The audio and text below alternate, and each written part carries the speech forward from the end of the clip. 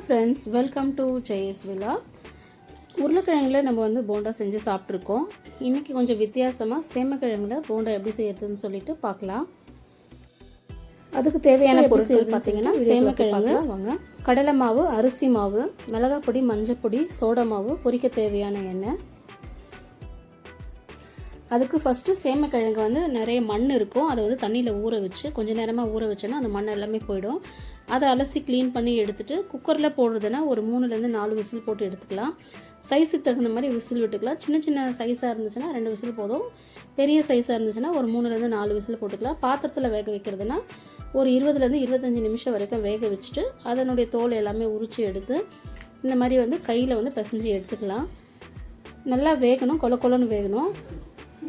வெந்ததுக்கப்புறம் அது கூட ஒரு 2 வெங்காயம் பொடியாக நறுக்கி சேர்த்துருவோம். கூடவே 1 ஸ்பூன் அளவு மிளகாய் பொடியும் 1/4 டீஸ்பூன் அளவு சீரக பொடி, தேவையான அளவு உப்பு சேர்த்து எல்லாமே ஒன்று சேர நல்லா பிசைஞ்சு எடுத்துக்கலாம்.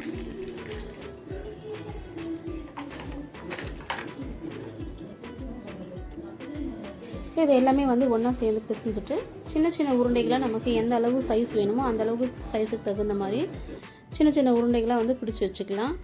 இது மொத்தமாகவே எத்தனை உருண்டை தேவையோ அத்தனை உருண்டையை நம்ம ஃபஸ்ட்டு தனியாக தட்டில் பிடிச்சி வச்சிட்டோன்னா நமக்கு மாவில் நினச்சி போடும்போது ஈஸியாக இருக்கும். ஒன்றா போடும்போது கொஞ்சம் கஷ்டமாக இருக்கும். அதனால் உருண்டைகளை நம்ம ஃபஸ்ட்டே தட்டில் பிடிச்சி வச்சிடலாம். இப்போ அதுக்கு மிக்சிங்க்கு தேவையான மாவு என்னென்ன சேர்க்கலாம்னு சொல்லிட்டு பார்க்கலாம். ஒரு பவுல் எடுத்துகிட்டு அதில் 1 கப் அளவு கடலை மாவு சேர்த்துக்கலாம். அதே கப் அளவு கூடவே அரிசி மாவும் சேர்த்துருவோம்.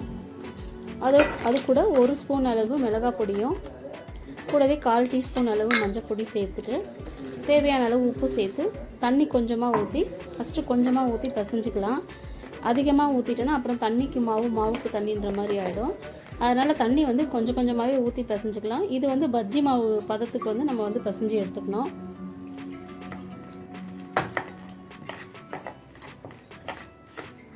இந்த மாதிரி கொஞ்சம் கொஞ்சமாகவே ஊற்றி ஒரு திக் கன்சிஸ்டன்சி வந்ததுக்கப்புறம் பஜ்ஜி மாவு பதத்துக்கு, அதாவது வாழைக்காய் உள்ளே நினச்சா எப்படி அது ஃபுல்லாக ஃபில் ஆகுதோ அந்த மாதிரி நம்ம பதத்துக்கு மாவு பிசைஞ்சு எடுத்துக்கலாம். அடுத்தது ஒரு 1/4 ஸ்பூனுக்கும் கம்மி சோடா மாவு சேர்த்து அதையும் இதோட கூட நல்லா மிக்ஸ் பண்ணிவிட்டு ஒரு சைடில் வச்சுருவோம். இதை மிக்ஸ் பண்ணிகிட்டு இருக்கும் போதே அடுப்பில் நான் எண்ணெய் காய வச்சுட்ருக்கேன். எண்ணெய் மிதமான சூட்டில் தான் இருக்கணும். இப்போ இந்த உருண்டைகள் எல்லாமே நம்ம தட்டில் பிடிச்சி வச்சுட்ருக்கோம். எண்ணெயை ஓரளவுக்கு காஞ்சிருச்சு. இப்போ இந்த எல்லா உருண்டைகளையுமே நம்ம மாவில் போட்டு எண்ணெயில் போட்டு பொரிச்சு எடுத்துடலாம்.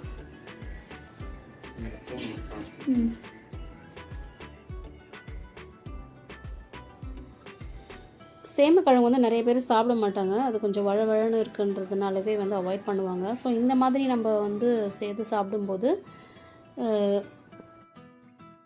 ஓரளவுக்கு பசங்களை சாப்பிடுவாங்க. இப்போ பாருங்கள், இந்த உருண்டைகள் எல்லாமே நான் மொத்தமாக ஒரு 4 பாலாக இதில் போட்டுக்கிறேன். போட்டுட்டு மேலே மாவு கொஞ்சமாக மேலேயும் கீழேயும் நனைகிற அளவுக்கு நம்ம மிக்ஸ் பண்ணிக்கலாம்.